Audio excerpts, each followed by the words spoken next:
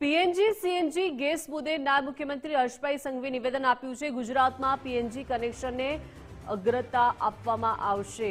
11,350 નવા કનેક્શન ટૂંક સમયમાં અપાયા છે। હોસ્પિટલ, સ્કૂલ, સામાજિક સંસ્થામાં પીએનજી કનેક્શન અપાશે।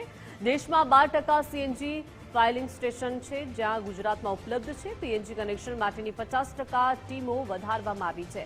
1.28 કરોડ એલપીજી ગેસ ધારકો ગુજરાતમાં છે। એલપીજી ગેસ ધારકોને સમયસર ગેસ મળી રહે તેવી વ્યવસ્થાઓ કરવામાં આવી રહી છે। ઉદ્યોગકારોના ગેસની વ્યવસ્થા અંગે સંકલન સમિતિ બનાવાઈ છે। ઉદ્યોગને ગેસ કઈ રીતે આપી શકાય, સમીક્ષા કરાશે તેવું હર્ષભાઈએ નિવેદન આપ્યું। દેશભરમાં જે ગેસનું જે આપણું જે વિતરણ છે તેમાં ગુજરાત આજે દેશમાં મુખ્ય સ્થાને 23% પીએનજી ગેસ ધરાવતું કનેક્શન ધરાવતું રાજ્ય છે।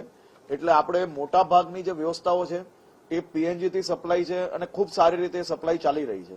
હવે આવનારા દિવસોમાં સૌથી પહેલા હોસ્પિટલ્સ, સ્કૂલ્સ અને બીજી સામાજિક સંસ્થાઓ જ્યાં અતિ આવશ્યકતા ધરાવે છે એવી જગ્યાઓ પર પીએનજી કનેક્શન્સ તાત્કાલિક ધોરણે એને પહેલા પ્રાથમિકતાના ધોરણે એમને પહેલો મોસ્ટ પ્રાયોરિટીમાં આપણે લોકો એ કનેક્શન્સને આગળ વધારશું।